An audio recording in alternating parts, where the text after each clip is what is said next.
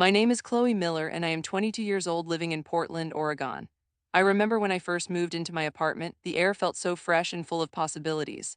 I'd worked so hard through college, saving every penny from my barista job and my part-time gig at the local bookstore, just so I could afford my own place, a small but cozy two-bedroom apartment near the Willamette River. I was so excited to finally have my own space and a fresh start in the city. My roommate Sarah seemed great at first. She was friendly, always laughing, and we bonded over our shared love for indie music and late-night coffee shop runs. It felt like I'd found a real friend, someone I could share my new life with.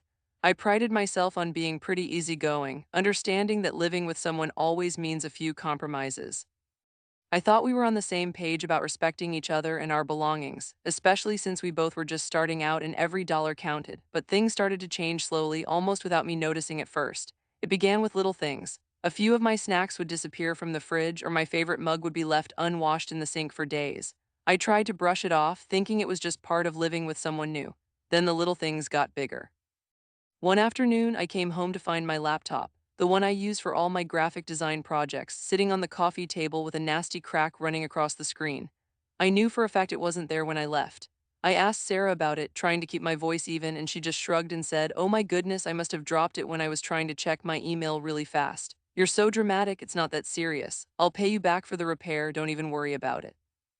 But she never did. The repair cost me nearly $200 out of my savings, money I desperately needed for rent and groceries. A few weeks later, I woke up to find my car gone from its parking spot.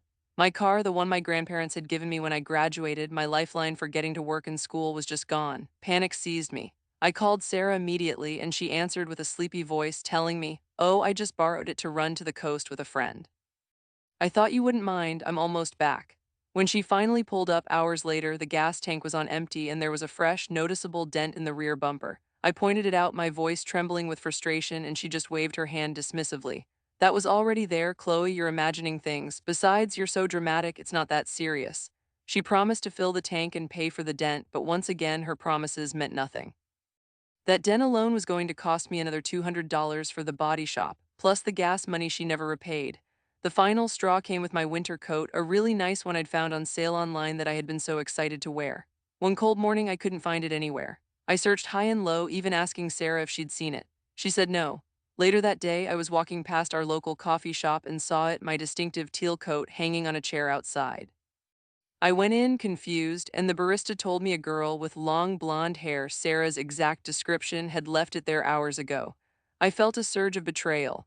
Not only had she taken my coat without asking, but she'd been careless enough to leave it behind for me to find and retrieve myself. Every time I confronted her, even when I tried to be firm and explain how much these things meant to me, she just brushed me off with the same tired phrase, "Oh my goodness, you're so dramatic, it's not that serious." She never offered a genuine apology, never paid me back for a single thing she broke or lost or used up. At this point, I was out over $400 in damages, not to mention the emotional toll of feeling like my home was no longer a safe space and my belongings were fair game. My peaceful life had been shattered, and Sarah, my supposed friend, had become my nemesis, chipping away at my sense of security, one stolen item and broken promise at a time.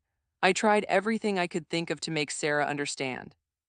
I wrote down the costs of everything she owed me, neatly itemizing the laptop repair, the car dent estimate, the gas, even the replacement cost for a few smaller items that had mysteriously vanished. I sat her down at the kitchen table, my list spread out between us, and calmly explained how much this was impacting my finances, how stressed I was. She barely glanced at the paper. She just leaned back in her chair, a smirk playing on her lips, and said, "Chloe, seriously, you're making a mountain out of a molehill. I said I'd pay you back, okay? Just give me some time. It's not like I'm made of money." Days turned into weeks and weeks into months, and not a single dollar ever came my way. Her words were hollow, her promises meaningless. I even tried hiding my more valuable possessions. I started taking my laptop with me everywhere, even just to the grocery store. I put a small lock on my bedroom door, hoping that would send a clear message. But Sarah, being Sarah, always found a way around it. She'd accidentally leave my bedroom door ajar after a cleaning spree I never asked for, or she'd claim she needed to borrow a charger from my room and then just leave the door open. My car keys mysteriously went missing from their hook by the door, only to reappear later with a fresh layer of dust, hinting at another unauthorized joyride. It felt like she enjoyed the power she had over me, the way she could take what she wanted and get away with it. I started feeling physically ill every time I heard her come home. My once cozy apartment had become a battleground, a place where I felt constantly on edge, like I had to guard my things against an enemy under my own roof. I tried talking to mutual friends, hoping they could reason with her, but they just shrugged and said, "That's just Sarah, she's a free spirit." No one seemed to understand the financial strain and emotional toll it was taking on me. I looked into breaking our lease, but the fees were astronomical, far more than I could afford, especially with all the money Sarah already owed me. I felt trapped, completely and utterly powerless. One evening, after I discovered she had used my expensive art supplies for a messy project in the living room without asking, leaving them all over the floor and not even bothering to clean up, I just broke down. I sat on my bed, staring at the ruined brushes and dried paint, and cried. I cried for my lost money, for my broken trust, for the invasion of my space, and most of all for the crushing feeling that I was completely alone in this, a doormat for someone who clearly had no respect for me or my property. I felt utterly defeated. It was a miserable, soul-crushing low. I had tried every reasonable adult way to solve the problem, and each attempt had failed, only making me feel weaker and more exploited. I wanted to scream, to smash something, to make her feel just a fraction of the anger and frustration she had inflicted upon me. As I sat there, tears streaming down my face, a new thought began to bubble up, cold and clear. Reasoning with Sarah was useless. Appealing to her sense of fairness was pointless. She only cared about herself. But if she only cared about herself, then perhaps that was her weakness, the key to finally getting through to her. I knew Sarah was incredibly particular, almost obsessively so, about her own private space, especially her bedroom. She kept it meticulously clean, perfectly organized, a stark contrast to the common areas of the apartment that she often left in disarray. And there was one thing above all else that she treasured like it was solid gold: her ridiculously expensive skincare routine. She had an entire shelf dedicated to tiny, glittering bottles and jars, each one costing an absurd amount of money, all designed to keep her face flawless, as she liked to put it. She would spend what felt like hours every evening meticulously applying serums and creams, humming to herself like she was performing a sacred ritual. Her skincare was her sacred cow, her untouchable treasure, and that's when it hit me. Two could absolutely play at this game, and I knew exactly what game I was going to play. The next day, after Sarah left for her morning yoga class, I felt a strange mix of nerves and exhilaration as I walked into her bedroom. It felt like I was stepping into enemy territory, but this time I was the one on offense. I went straight to her dresser, where her skincare collection was displayed like museum pieces.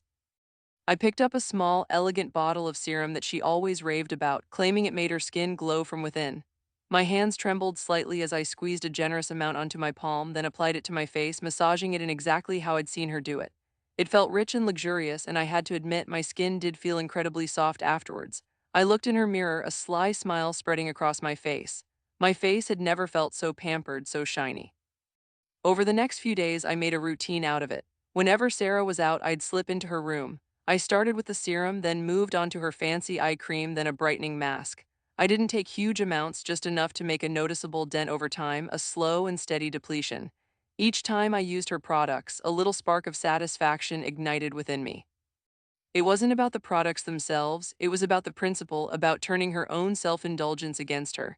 It was a quiet rebellion. Then I moved on to her makeup.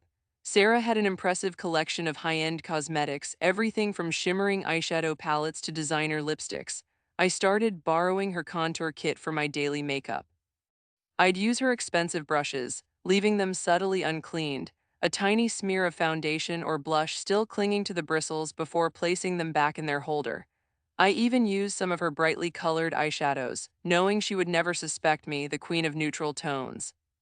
I'd make sure to put everything back exactly where I found it, making it seem as if nothing was amiss, but the quiet knowledge that I was using her prized possessions, the ones she guarded so fiercely, filled me with a delicious sense of triumph. It was a silent invasion, a private act of defiance that only I was aware of, but it was incredibly empowering. My confidence grew with each successful secret raid. I started looking for other opportunities. Sarah was extremely particular about her gym clothes, always buying the trendiest, most expensive brands. One morning, as I was getting ready for my own workout, I noticed she had left her favorite pair of designer leggings and a matching sports bra on her bed, freshly folded. An idea sparked. I borrowed them, putting them on for my run. They were surprisingly comfortable.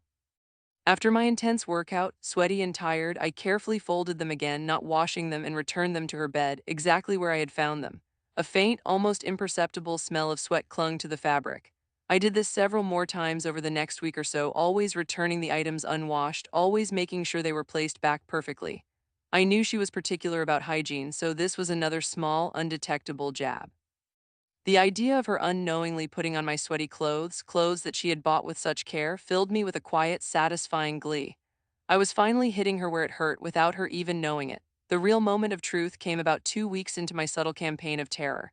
I was in the living room pretending to read a book when Sarah stormed out of her bedroom, her face a mask of confusion and growing irritation. She was holding one of her tiny, fancy bottles of serum, turning it over in her hand, squinting at the label. "Chloe," she called out, her voice sharp, "have you been in my room? My serum bottle feels really light. I swear I just bought this and it's almost empty." I calmly looked up from my book, feigning innocence. "Your room? No, why would I be in your room, Sarah? You know how particular you are about your privacy." She mumbled something about it being impossible and went back into her room, muttering to herself. Later that evening, I heard her in her bathroom, making exasperated noises. I peeked around the corner and saw her staring at her makeup brushes, sniffing them subtly, then looking at her face in the mirror with a worried expression. She checked her clothes one by one, holding them up to her nose. I knew without a doubt that she was finally noticing. The subtle depletion of her expensive products, the unexplainable faint scent on her clothes, the slightly off feeling of her carefully curated world. She couldn't prove anything, but the seeds of doubt and paranoia had been firmly planted. She looked like a detective trying to solve a crime that only she could sense. She started closing her bedroom door more firmly, even checking it multiple times after she left for the day. She bought a small, discreet lockbox for her most expensive skincare items. But the damage was done. The invasion had occurred. From that day on, Sarah was different. She stopped leaving her things around, always putting them away meticulously. She started asking permission to use even the smallest items, a complete 180-degree turn from her previous behavior. She even offered to pay for a new screen for my laptop, an apology long overdue, though she still tried to make it sound like it was her doing me a favor. I graciously accepted, a small victory in a much larger war. She never explicitly confronted me about her missing products or the faint smells on her clothes, but the message had been sent and received. She understood the unspoken threat, the quiet power shift. My things were no longer fair game. My apartment, my home, felt like my sanctuary again. It wasn't about the money anymore, it was about reclaiming my space, my peace, and my self-respect. I was no longer a doormat. The new normal was a strange sort of truce. Sarah and I never became friends again, but we became respectful roommates. She moved out a few months later, citing a desire for her own place where she could have total control over her environment. I just smiled and wished her well. After she left, I found a small, almost empty bottle of very expensive, supposedly pore-minimizing toner tucked behind her desk. It had a faint, somewhat metallic smell.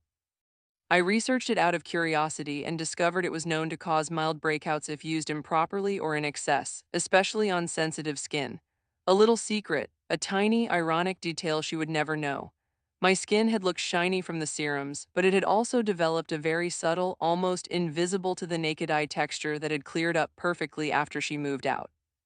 Sometimes the universe just has a way of balancing things out, even if no one else ever finds out about the small, poetic justice delivered. And now my apartment truly felt like home, a peaceful haven where my belongings were safe and my boundaries were respected.